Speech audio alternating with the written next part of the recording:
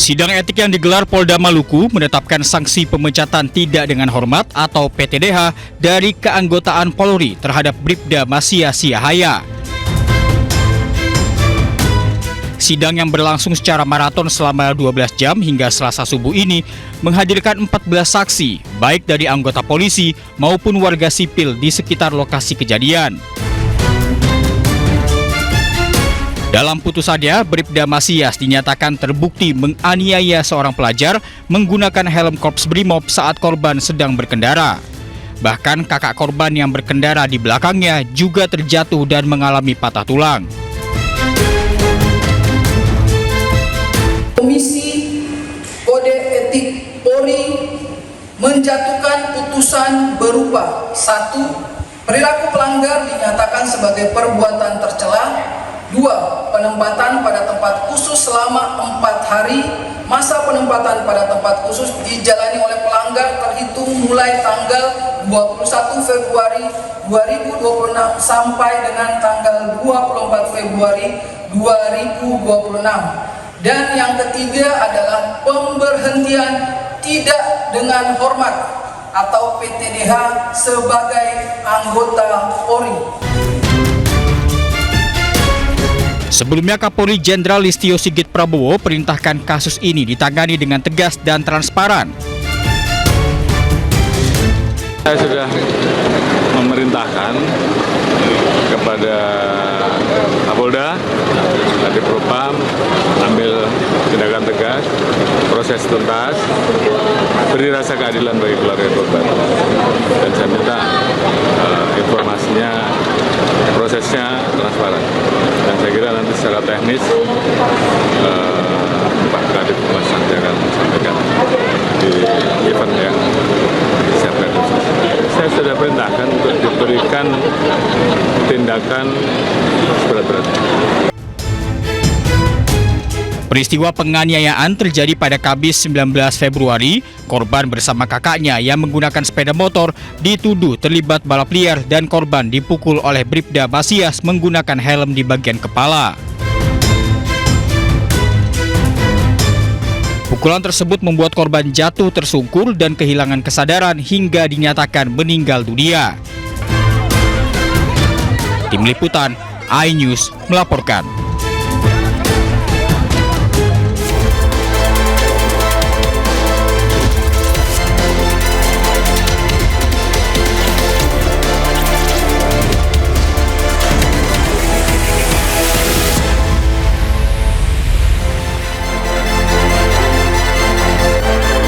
Halo, selamat siang pemirsa. Oknum Brimob Polda Maluku yang diduga menganiaya siswa hingga tewas, Bribda Masya Siahaya, dijatuhi sanksi pemberhentian tidak dengan hormat. Sementara pemerintah Provinsi DKI Jakarta dengan tegas menyatakan lapangan padel baru tidak lagi diizinkan berdiri di zona perumahan dan wajib memenuhi ketentuan perizinan. Selain informasi tadi, kami juga akan menghadirkan beragam informasi menarik dan terkini terkait kebijakan hingga kegiatan para pemimpin bangsa. Bersama saya, Reza Siregar, inilah Pemimpin Rakyat, pemimpin beraksi, rakyat awasi.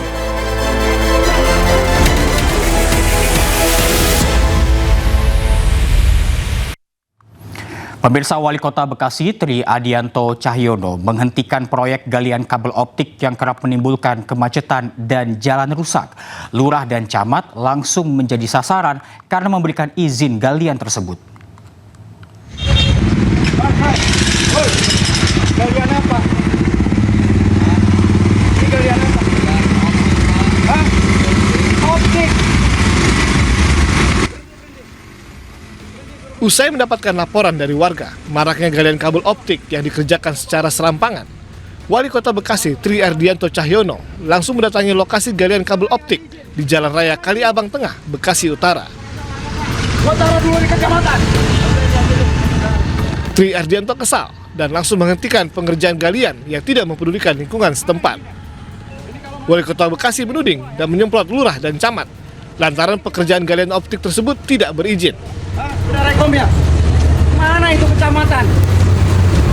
Mana itu lurahnya?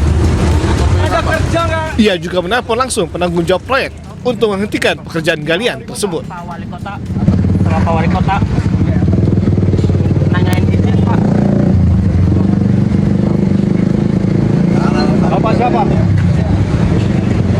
siapa? Saya kan udah bilang, ini kan nggak boleh dikerjakan. Kenapa dikerjakan? Nggak ada ini narik kabel. Narik kabel harus ada izin. Kamu menggunakan tanah gua nggak? Ada izinnya nggak? Nggak usah. Potong aja, potong. Selain menyebabkan kemacetan, galian kabel optik ini juga kerap merusak jalan yang ada di kota Bekasi. Bahkan galian kabel optik yang mencapai 2 meter ini membuat tanah serta aspal terkelupas. Itu kalau begitu yang ngerapiin nanti siapa? Palingan ya kalau nggak pihak sekolah ya dari warga. Oh, warga. Kena ininya dampak kegalian ya. Bang, terganggu nggak Bang dengan banyaknya galian? Soalnya ada juga dari wali murid juga ada yang hampir juga Jatuh. jatuh. Terus buat akses buat muter balik juga agak susah. Meski sudah disidang langsung wali kota, namun warga berharap agar Pemkot Bekasi bisa menindak tegas pengerjaan galian jalan yang serampangan dan tidak memperbaiki bekas galian dengan baik. Dari Bekasi, Jawa Barat, Rahmat Hidayat, iNews melaporkan. Pemirsa, Komisi 3 DPR RI meminta Polres Sukabumi usut kasus remaja yang diduga dianiaya ibu tirinya hingga tewas. Kasus resmi naik ke penyidikan setelah ditemukan alat bukti dugaan tindak pidana kekerasan.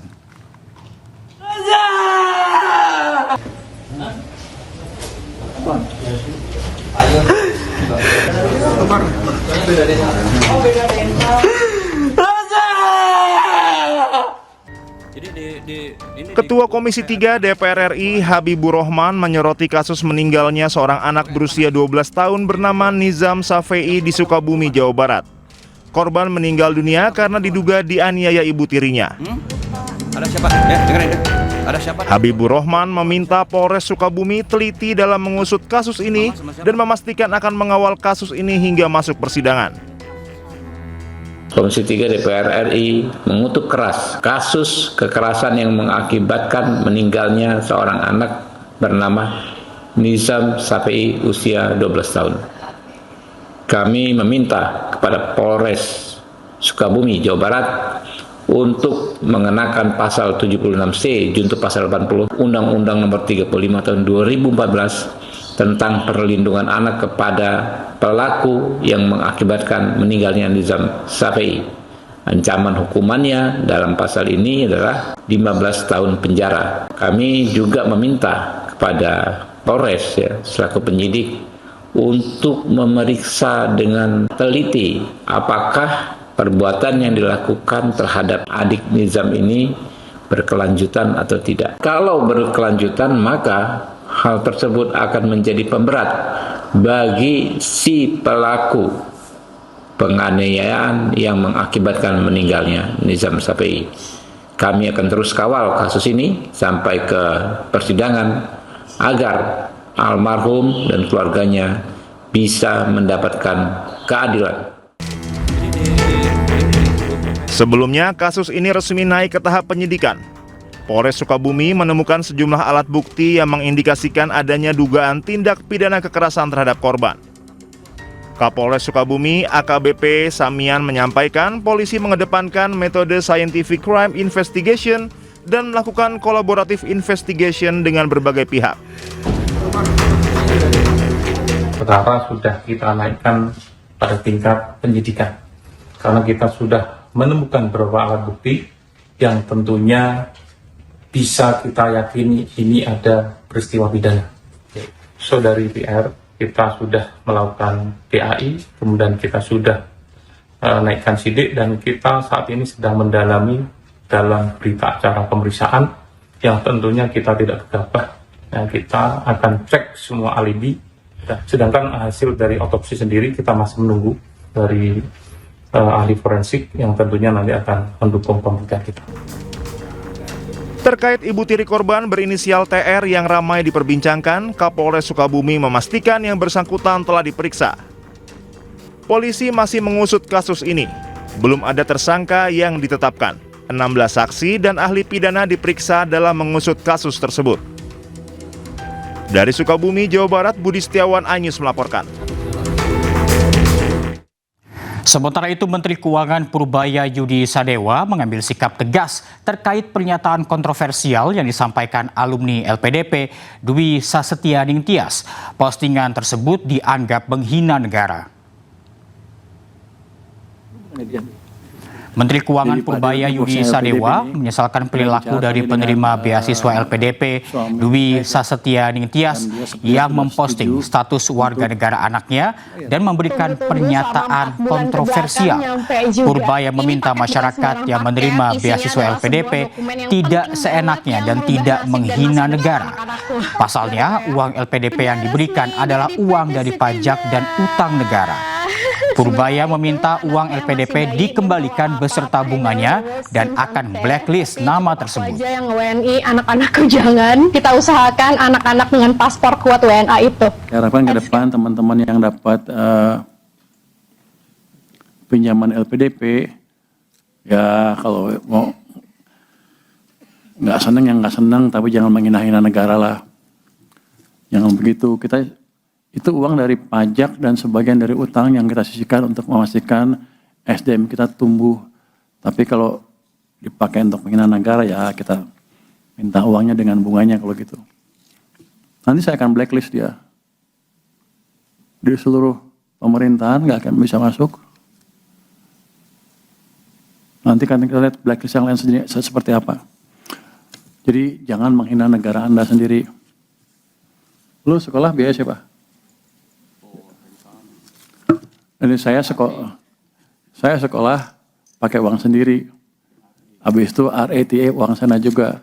Setelah dokter ya. Mantan Menteri Agama Yakut Holil Kumas hadiri sidang perdana pra-peradilan kasus kuota haji di Pengadilan Negeri Jakarta Selatan. Selengkapnya usai jeda.